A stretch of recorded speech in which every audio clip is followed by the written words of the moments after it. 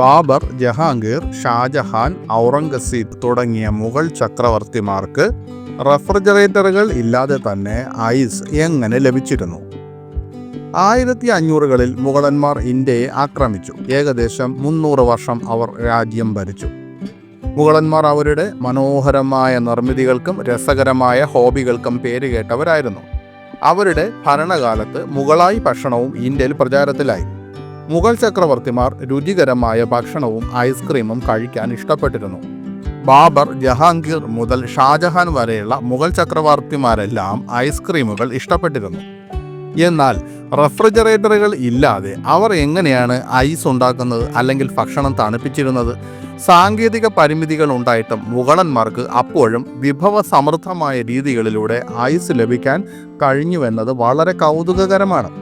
മുഗൾ കാലഘട്ടത്തിലെ വേനൽക്കാല ഭക്ഷണപാനീയ സംരക്ഷണ രീതികളിൽ ഐസ് ഉപയോഗിച്ചിരുന്നു. അക്കാലത്ത് അവർക്ക് എങ്ങനെ ഐസ് ലഭിച്ചുവെന്ന് നമുക്ക് നോക്കാം.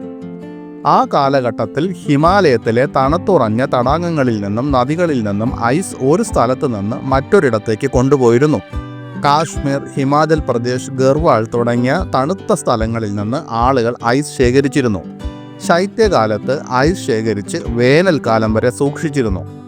ഹുമയൂണിൻ്റെയും അക്ബറിൻ്റെയും ഭരണകാലത്ത് യമുന നദിയിലൂടെ പ്രത്യേകം നിർമ്മിച്ച വഴികളിലൂടെയാണ് കാശ്മീരിൽ നിന്ന് ഐസ് ഡൽഹിക്ക് കൊണ്ടുപോയത്. വലിയ ഐസ് കട്ടകൾ വളരെ കാലം സംരക്ഷിക്കുന്നതിനും സംഭരിക്കുന്നതിനുമായി മുഗളന്മാർ പ്രത്യേക ഭൂഗർഭ ഐസ് ഹൗസുകൾ നിർമ്മിച്ചു. ഉരുകുന്നത് തടയാൻ ഹെവി ഇൻസുലേറ്റഡ് ഭൂഗർഭ അറകളിലോ നിലവറകളിലോ ഐസ് സൂക്ഷിച്ചിരുന്നു.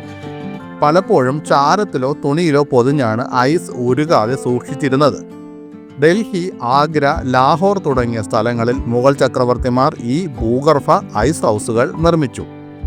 ജഹാംഗീർ തൻ്റെ പുസ്തകമായ തുസുഖ്-ഇ-ജഹാംഗീരിയിൽ ഐസിൻ്റെ സംഭരണത്തെയും അതിൻ്റെ രാജകീയ ഉപയോഗത്തെയും കുറിച്ച് എഴുതിയിട്ടുണ്ട്. പുരാതന ഇന്ത്യയിൽ ഡിസംബർ, ജനുവരി തുടങ്ങിയ മഞ്ഞുകാലത്ത് ആഴം കുറഞ്ഞ പാത്രങ്ങളിലെ വെള്ളം രാത്രിയിലെ തണുത്തുറഞ്ഞ താപനിലയിലേക്ക് ഐസാകാൻ തുറന്നു വെക്കുന്ന ഒരു രീതി ഉണ്ടായിരുന്നു. ആബ്ദാറുകൾ എന്നറിയപ്പെടുന്ന പ്രത്യേക വ്യക്തികളെ ഈ ഐസ് പരിപാലിക്കുന്നതിനും കൊട്ടാരങ്ങളിലെ അടുക്കളകളിലേക്ക് കൊണ്ടുപോകുന്നതിനും ചുമതലപ്പെടുത്തിയിരുന്നതായി പറയപ്പെടുന്നു.